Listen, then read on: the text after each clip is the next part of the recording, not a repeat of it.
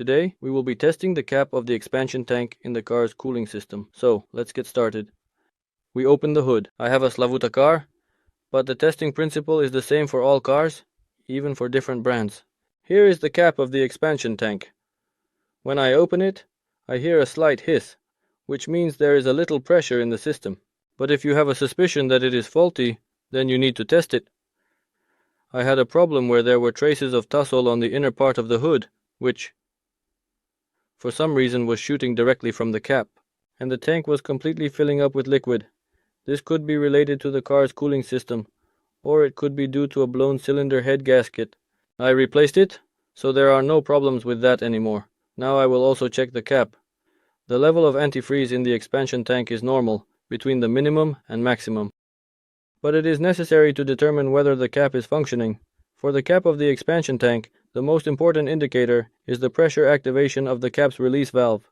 The main indirect sign that the exhaust valve of the cap is not functioning properly will be smoke coming from under the hood. This is because when the liquid heats up, the valve activates earlier than it should, causing the antifreeze or tassol to spill under the hood. If the valve activates at higher values than it should, the pressure in the cooling system will rise, which can lead to the rupture of pipes and the failure of various devices and components. Therefore, it is necessary to check this through experience. To start, we will need the cap that we want to test, a reservoir for brake fluid of the appropriate diameter, or an old expansion tank from this car, a small piece of hose for the pump, a set of clamps, and a nipple that can be taken from any old inner tube. First, it is necessary to tightly screw the cap onto the brake fluid reservoir or the old antifreeze tank. I had a slightly smaller diameter than required, so I wrapped my insulation around it, and now the cap fits tightly onto the neck. We screw it on until it is fully tight, to ensure the best seal. There are two outlets here, the same on the antifreeze tank, so one of them needs to be closed. Carefully take a piece of hose, an old bolt, insert it inside, and tighten it with a clamp.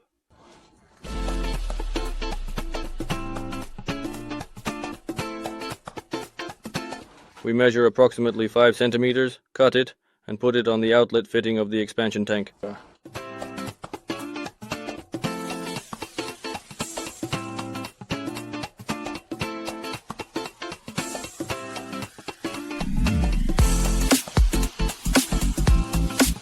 One fitting of the expansion tank is closed. Now it is necessary to use a regular nipple to connect the pump to the other fitting. Cut out the valve from an old car or bicycle inner tube, which you can easily find in garages or repair shops. Now, carefully and gently insert the valve into the hose, ensuring it fits snugly and securely. And carefully secure it with a clamp. The other end of the hose is securely attached to the fitting of the expansion tank.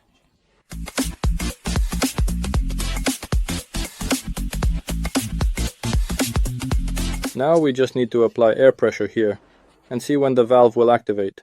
In field conditions, every car owner has an electric pump with a manometer, so it is well suited for this purpose. We connect the fitting of the pump and apply pressure.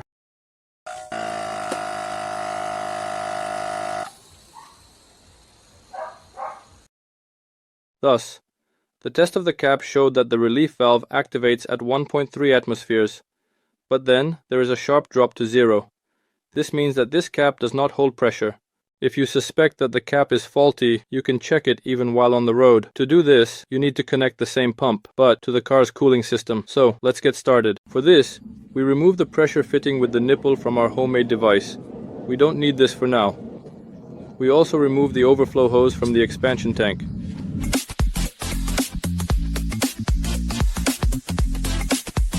And we very securely and tightly seal it with a homemade plug made from a bolt or a tap.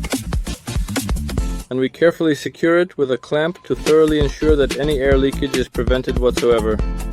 From the upper fitting, we carefully connect a piece of hose with a nipple and securely fasten it with a clamp, with precision and attention to detail.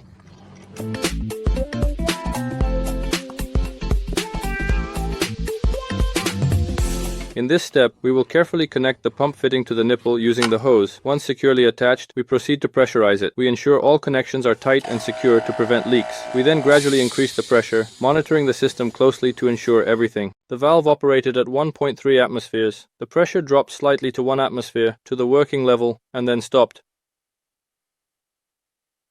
Now let's wait and see if the pressure will continue to drop. Finally, half an hour has passed and the pressure in the engine has hardly dropped. It is now 0.8 atmospheres. It stopped at 0.8 atmospheres and does not go lower. It dropped to 0.8 atmospheres and does not go down any further. This means the system is airtight and the cap is functioning correctly. This method allows for checking the tightness of the engine's cooling system, including the cap, which is very relevant on the road. We unscrew the cap.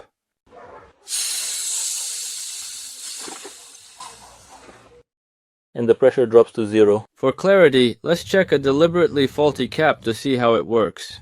I removed it 2 years ago because my system was not functioning well.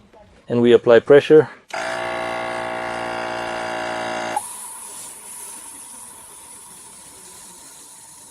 The cap operated at 1 atmosphere and starts to release air lower and lower.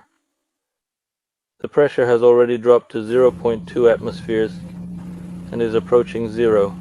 The pressure has almost dropped, but the cap is faulty. To check the vacuum valve on the cap, it is necessary to take the cap, wipe it with a dry cloth, and gently pull air into it. The opening pressure of the vacuum valve here is very low, about 0.03 atmospheres. If you feel that air is passing through the valve, it means the cap is working. If the test of the cap shows that it is faulty, do not despair. It can be repaired on the road if there is no auto shop nearby. First, it is necessary to disassemble it and see what the problem is. There are a few problems here. Using a flat screwdriver, we pry up the rubber sealing ring at the bottom of the cap.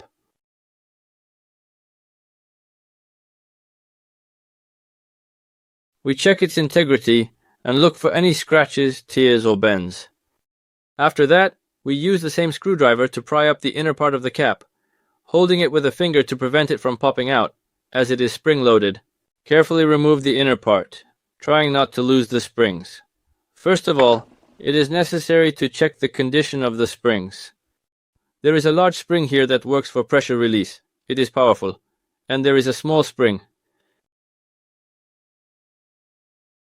which operates on the vacuum release.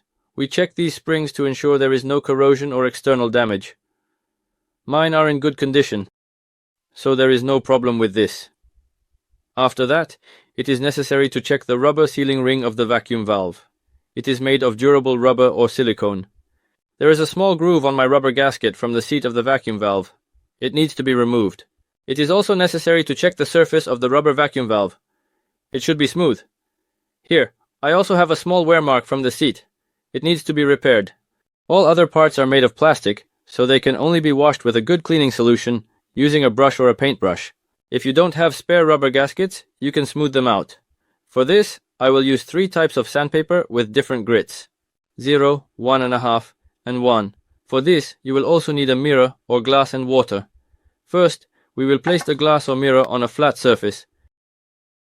Let's take the very coarsest sandpaper, which I have in size 1, wet it thoroughly with water, and then stick it gently to the glass. Carefully.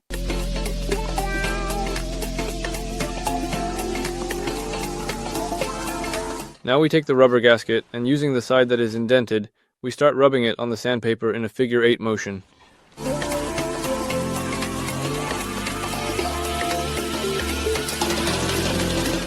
And in another direction.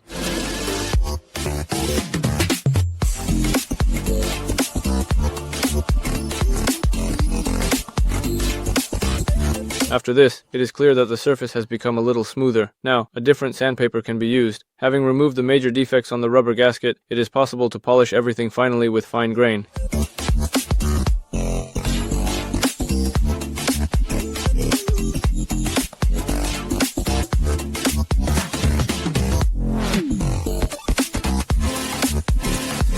Silicone gaskets, unlike rubber gaskets, are harder to polish, so it will take some effort. Finally, the gasket from the relief valve has been polished. Now we can proceed to polish the vacuum valve. There is a small dent on it, so I will immediately use a 0 grit sandpaper to just slightly level it out, and that will be enough. Now the surface of the vacuum valve is perfect and shiny. It should be noted that these rubber gaskets are responsible for maintaining the necessary pressure in the engine during both parking and driving. If the pressure is elevated, it is necessary to address the springs. If the pressure of the relief valve is very high, around 1.5, you can shorten the larger spring by 1 turn, and thus the release will be approximately 1.1 atmospheres. If there is a high vacuum in the system and the tubes are collapsing, it is necessary to slightly shorten the small spring by about 2 turns. After that, you can proceed to assemble the vacuum valve. We carefully assemble the vacuum valve by securely placing the rubber gasket on the rubber piston. We carefully place the rubber gasket of the relief valve securely in its position with precision. Now we carefully place the vacuum valve into this designated valve slot and proceed to install it securely into the housing. We do this by gently pressing it down with the palm of our hand to ensure a snug fit. Afterward, we take the inner part and carefully position it into the cover, making sure everything aligns perfectly.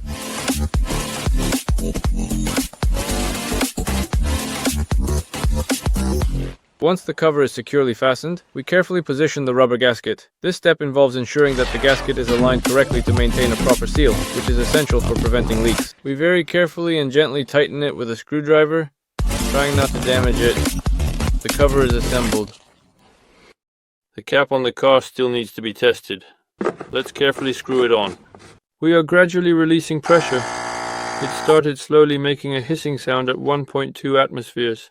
The needle is currently and gradually dropping.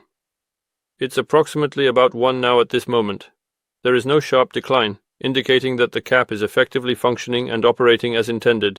If the cap is faulty, it may damage the entire engine and the cooling system as a whole. Have you watched the video on how to repair the cap and check it yourself? Please leave your remarks and comments, like the video, and subscribe to our channel. Stay with us. Goodbye everyone.